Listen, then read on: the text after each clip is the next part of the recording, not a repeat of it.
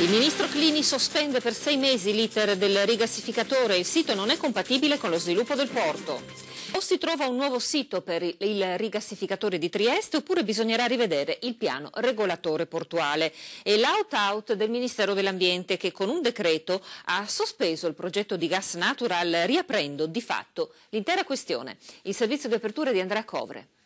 In queste condizioni niente rigassificatore a Trieste, almeno non a Zaule. Entro 6 mesi Gas Naturale e Autorità Portuale dovranno individuare un'altra area oppure cambiare le previsioni dei traffici e dello sviluppo dello scalo, altrimenti del progetto non se ne farà nulla.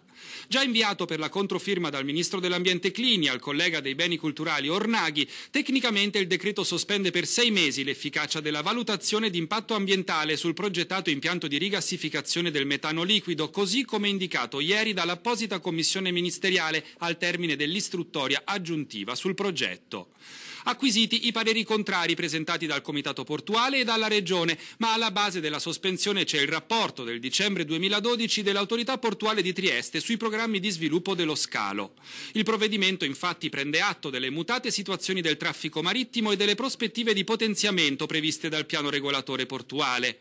Un rigassificatore a Zaule, insomma, non è compatibile con i traffici attuali in porto e soprattutto con gli sviluppi futuri e dunque o si trova un sito alternativo o a cambiare devono essere le previsioni di sviluppo dello scalo, cosa che la Presidente dell'Autorità Portuale Monassi non prende nemmeno in considerazione.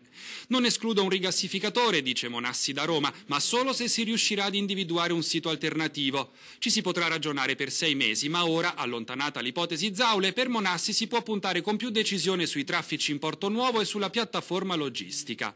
E Gas Natural, contattata, è stato impossibile conoscerne al momento le reazioni, ma di certo il continuo braccio di ferro non la lascerà indifferente.